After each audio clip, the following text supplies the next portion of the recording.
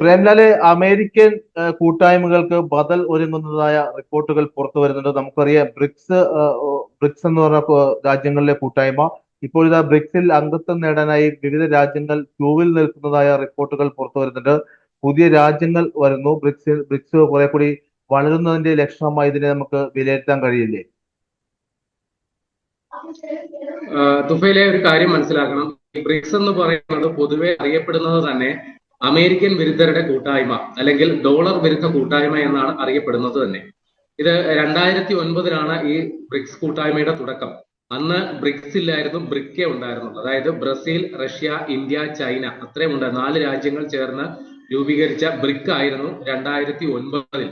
പിന്നീട് അത് വികസിച്ച് 2011 ആയപ്പോൾ അതിലേക്ക് സൗത്ത് ആഫ്രിക്കയും കൂടി ആ കൂട്ടായ്മയുടെ ഭാഗമായി. അങ്ങനെയാണ് ബ്രിക്സ് ആയത്. പിന്നീട് ഏതാണ്ട് 13 വർഷ കാലയളവില് ഇതിലോട്ട് പുതിയ അംഗങ്ങളെയൊന്നും ഉൾപ്പെടുത്തുന്നില്ലായിരുന്നു. അത് സംബന്ധിച്ചുള്ള ചർച്ചകളൊക്കെ നടന്നിരുന്നു. അങ്ങനെ 2024 വീണ്ടും കുറച്ച് രാജ്യങ്ങൾ കൂടി ഈ കൂട്ടായ്മയുടെ ഭാഗമായി. അത് പറയുകയാണെങ്കിൽ Egypt, Ethiopia, Iran, UAE, Saudi Arabia. പിന്നെ 2025 ജനുവരിയില് ഇന്തോനേഷ്യയും കൂടി ഈ കൂട്ടായ്മയുടെ ഭാഗമായി. ഇപ്പോ പല രാജ്യങ്ങളും ബ്രിക്സ് കൂട്ടായ്മയുടെ ഭാഗമാകാൻ വേണ്ടി താല്പര്യപ്പെട്ട് നിൽക്കുന്നു എന്നുള്ളതാണ് വരുന്ന വിവരം. അപ്പൊ അതില് പ്രധാനിയായിട്ടുള്ളത് തായ്ലാന്റും മലേഷ്യയുമാണ്. അപ്പൊ ഈ തായ്ലാന്റും മലേഷ്യയും ഇക്കാര്യത്തില് ഇന്ത്യയും റഷ്യയും ചൈനയും അടക്കമുള്ള രാജ്യങ്ങളോട് നിരന്തരം സമ്മർദ്ദം ചെലുത്തിക്കൊണ്ടിരിക്കുകയാണ്, ഞങ്ങളെ കൂടി ഈ കൂട്ടായ്മയുടെ ഭാഗമാക്കണം എന്ന് പറഞ്ഞുകൊണ്ട്.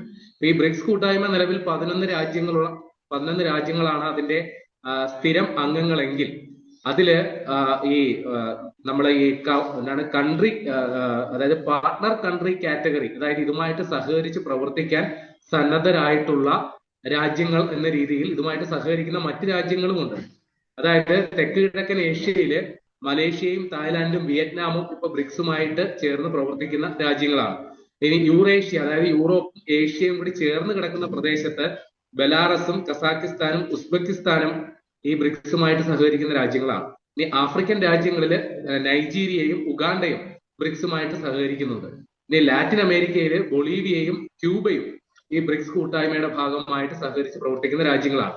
അപ്പൊ ഈ സഹകരിച്ച്, അതായത് ഭാഗിക സഹകരണമുള്ള പല രാജ്യങ്ങളും ഇതിൽ പൂർണ്ണ അംഗമാകാൻ വേണ്ടിയിട്ടുള്ള ശ്രമങ്ങൾ നടത്തിക്കൊണ്ടിരിക്കുന്നു എന്നുള്ളതാണ് വാർത്ത. അപ്പോ ഈ പറയുന്ന പോലെ ഇതൊരു ഡോളർ വിരുദ്ധ കൂട്ടായ്മയാണ്. അപ്പോ ഈ നിലവിലുള്ള ലോകക്രമത്തിന് എതിരായിട്ടുള്ള അല്ലെങ്കിൽ അതിന് ബദലായിട്ടുള്ള പല മാർഗങ്ങളും ഇവർ സ്വീകരിക്കുന്നുണ്ട്. ഇപ്പോ അമേരിക്ക നേതൃത്വം നൽകുന്ന സാമ്പത്തിക ശക്തിക്ക് ലോക ബാങ്ക് എന്ന് പറയുന്ന ഒരു സംവിധാനം വലിയൊരു പിന്തുണയാണെങ്കിൽ ബ്രിക്സ് അതിന് ബദലായിട്ട് development bank, new development bank NDB എന്ന രീതിയിൽ ഇവരും ഒരു ബാങ്ക് രൂപീകരിച്ചിട്ടുണ്ട്. അപ്പൊ ഈ NDBയുടെ നേതൃത്വത്തിൽ ഒരു ബ്രിക്സ് കറൻസി ഉണ്ടാക്കാനായിട്ടുള്ള പുറപ്പാടിലാണ് ബ്രിക്സ് കൂട്ടായ്മ എന്നുള്ള വിവരങ്ങളും വരുന്നുണ്ട്. അപ്പൊ നമുക്കറിയാമല്ലോ, അതായത് അമേരിക്ക നേതൃത്വം നൽകുന്ന സാമ്പത്തിക ശക്തിയുടെ പ്രധാന ആയുധം അമേരിക്കൻ ഡോളർ തന്നെയാണ്. അപ്പൊ അതിനെ വെല്ലുവിളിച്ചുകൊണ്ടാണ് ഈ ബ്രിക്സ് കൂട്ടായ്മ ഒരു ബ്രിക്സ് കറൻസിക്ക് രൂപം നൽകുന്നത്. ഇത് നമ്മൾ മനസ്സിലാക്കേണ്ടത്, ഇപ്പൊ അമേരിക്ക നേതൃത്വം നൽകുന്ന ചേരിയിൽ സൈനിക ചേരിയുമുണ്ട്, സാമ്പത്തിക ചേരിയുമുണ്ട്. സൈനിക ചേരി എന്ന് പറയുന്നത് നാറ്റോ സഖ്യമാണ്. സാമ്പത്തിക ചേരി എന്ന് പറയുന്നത് G7 രാജ്യങ്ങളുടെ കൂട്ടായ്മയാണ്. അപ്പൊ ഇവിടെയൊക്കെ ഒന്നെങ്കിൽ സൈനികമായിട്ട് അല്ലെങ്കിൽ സാമ്പത്തികമായിട്ട് ഇടപെടുക എന്നുള്ളതാണ് ഈ അമേരിക്ക നേതൃത്വം നൽകുന്ന ചേരിയുടെ ലക്ഷ്യം. പക്ഷെ ബ്രിക്സ് കൂട്ടായ്മ എന്ന് പറയുന്നത് എപ്പോഴും മാനുഷികമായ പരിഗണനയ്ക്ക് മുൻതൂക്കം നൽകുക എന്നുള്ള ഒരു അജണ്ടയുടെ പുറത്ത് പ്രവർത്തിക്കുന്ന ഒരു കൂട്ടായ്മയാണ്. അതോടൊപ്പം തന്നെ ഇതൊരു ഗ്ലോബൽ സൗത്ത് എന്ന് പറയുന്ന, അതായത് ലോകം, അതായത് നമ്മുടെ ഭൂമിയുടെ തെക്കൻ ഭാഗത്ത്, തെക്കൻ ഏഷ്യൻ രാജ്യങ്ങളും ആ മേഖലയിലുള്ള രാജ്യങ്ങളുടെ ഒരു കൂട്ടായ്മ. കുറച്ചുകൂടി വിശദമായിട്ട് പറഞ്ഞു കഴിഞ്ഞാൽ, പൂർവ്വകാലത്ത് ഏതെങ്കിലും രാജ്യത്തിന്റെ കോളനി ആയിട്ട് കിടന്നിട്ട് ഒരുപാട് നിരവധി പീഡനങ്ങളൊക്കെ സഹിച്ച് പിന്നീട് വികസനത്തിന്റെ പാതയിലേക്ക് അനുദിനം വന്നുകൊണ്ടിരിക്കുന്ന രാജ്യങ്ങളുടെ കൂട്ടായ്മയായിട്ട് കൂടിയാണ് ഈ ബ്രിക്സിനെ വിശേഷിപ്പിക്കുന്നത്. അപ്പൊ നിലവില് ഈ മലേഷ്യയും തായ്ലൻഡും ഏഷ്യൻ രാജ്യങ്ങളുടെ ഭാഗത്തു നിന്നുള്ള ഈ 2 രാജ്യങ്ങളും ഈ ബ്രിക്സ് കൂട്ടായ്മയുടെ ഭാഗമാകാൻ ശ്രമിക്കുന്നതിന്റെ കാര്യം ഈ രാജ്യങ്ങളും ചൈനയുമായിട്ട് അടുത്ത സൗഹൃദവും സാമ്പത്തിക സഹകരണവും ഉണ്ട്. ഈ മലേഷ്യയും തായ്ലൻഡും ചൈനയിൽ നിന്ന് വൻതോതിലുള്ള നിക്ഷേപങ്ങൾ അവരുടെ രാജ്യത്തിലേക്ക് വരണമെന്ന് ആഗ്രഹിക്കുന്ന രാജ്യങ്ങൾ കൂടിയാണ്. പിന്നെ ഈ പറയുന്ന രീതിയിൽ ഒരു കൂട്ടായ്മയുടെ ഭാഗമായി നിൽക്കുമ്പോൾ അത് നൽകുന്ന ഒരു സുരക്ഷിതത്വവും സംരക്ഷണവും ഇവർ ആഗ്രഹിക്കുന്നുമുണ്ട്. അപ്പൊ അതിന്റെ ഭാഗമായിട്ടാണ് നിലവിൽ ഈ തായ്ലൻഡിന് ഇതിനോടകം തന്നെ ഇന്ത്യയുടെ പിന്തുണ കിട്ടിക്കഴിഞ്ഞു ഈ ബ്രിക്സ് കൂട്ടായ്മയുടെ ഭാഗമാകുന്നതിന് വേണ്ടിയിട്ട്. മലേഷ്യ നിലവില് റഷ്യ, ചൈന, ഇന്ത്യ 3 രാജ്യങ്ങളെ ഒരേപോലെ സമീപിച്ചുകൊണ്ടിരിക്കുകയാണ്. അതുകൂടാതെ മലേഷ്യയുടെ പ്രധാനമന്ത്രി അദ്ദേഹത്തിന്റെ പേര് അൻവർ ഇബ്രാഹിം എന്നാണ്. അൻവർ ഇബ്രാഹിം പരസ്യമായിട്ട് തന്നെ ഈ ബ്രിക്സ് കൂട്ടായ്മയുടെ നിലപാടുകളെ നിരവധി തവണ പല വേദികളിൽ പിന്തുണയ്ക്കുന്ന ഒരാൾ കൂടിയാണ്. അപ്പൊ അതിന്റെ ഒരു വലിയൊരു വക്താവായിട്ട് കൂടി മാറിയിട്ടുണ്ട്. അപ്പോ അടുത്ത സമ്മേളനം 2026 ബ്രിക്സ് കൂട്ടായ്മയുടെ അധ്യക്ഷ പദവി നിലവിൽ ഇന്ത്യക്കാണുള്ളത്. ഇന്ത്യയിൽ വെച്ചായിരിക്കും അടുത്ത ബ്രിക്സ് കൂട്ടായ്മയുടെ സമ്മേളനം നടക്കുക. ആ സമയത്ത് പുതിയ അംഗരാജ്യങ്ങൾ ആരൊക്കെയാണ് എന്നുള്ള കാര്യത്തിൽ ഒരു പ്രഖ്യാപനം ഉണ്ടാകും എന്നുള്ളതാണ് മനസ്സിലാക്കേണ്ടത്. അപ്പോ നമ്മൾ നേരത്തെ പറഞ്ഞതുപോലെ അമേരിക്ക നേതൃത്വം നൽകുന്ന ഒരു ചേരിയുടെ ഒരു ബദൽ എന്ന രീതിയിൽ ഈ ബ്രിക്സ് കൂട്ടായ്മ വളരെ വലുതായി വരുന്നുകൊണ്ടിരിക്കുകയാണ്. അതിന് അടിസ്ഥാനപരമായ ചില കാരണങ്ങൾ കൂടിയുണ്ട്. അതായത് ഈ ആഗോള GDP, മൊത്തം രാജ്യങ്ങളുടെ ആഗോള ഉൽപാദനം എന്ന് പറയുന്നതിന്റെ 45% ഈ ബ്രിക്സ് രാജ്യങ്ങൾ എല്ലാവരും കൂടി ചേർന്നാൽ വരും.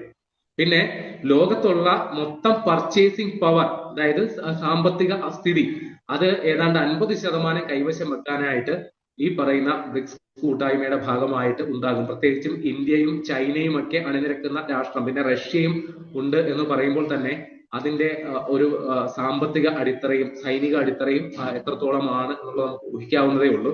അതേപോലെ തന്നെ ഈ പറയുന്ന ബ്രിക്സ് കറൻസി കൂടി വരികയാണെങ്കിൽ ഈ ബ്രിക്സ് കൂട്ടായ്മ എന്ന് പറയുന്നത് കുറെ കൂടി അർത്ഥവത്താകും. അതിനായിട്ടുള്ള ചർച്ചകൾ ഇതിനോടകം തന്നെ തുടങ്ങിക്കഴിഞ്ഞു. 2022 മുതൽ ബ്രിക്സ് കറൻസിയുമായി ബന്ധപ്പെട്ടുള്ള ആശയം പ്രസക്തമാണ്. ഇതിനോടകം തന്നെ ഇവരുടെ ഈ NDB, ന്യൂ ഡെവലപ്മെന്റ് ബാങ്ക് എന്ന് പറയുന്ന ഈ ബാങ്ക് വഴി പ്രാദേശിക കറൻസികൾ ഉപയോഗിച്ചുകൊണ്ട്, അതായത് പൊതുവെ ഈ അന്താരാഷ്ട്ര രാജ്യങ്ങളെല്ലാം തന്നെ ഡോളറിലാണ് ഇടപാട് നടത്തുന്നതെങ്കിൽ ബ്രിക്സ് കൂട്ടായ്മയുടെ കീഴിൽ നിന്നുകൊണ്ട് അവരവരുടെ കറൻസികളിൽ ഇടപാട് നടത്തി അതിന്റെ സ്ഥിരത ഉറപ്പുവരുത്തുക എന്നുള്ള നയവുമായി ബന്ധപ്പെട്ട് ബ്രിക്സ് കൂട്ടായ്മ പോകുന്നുണ്ടോ എന്നുള്ളതുകൂടി നമ്മൾ മനസ്സിലാക്കണം.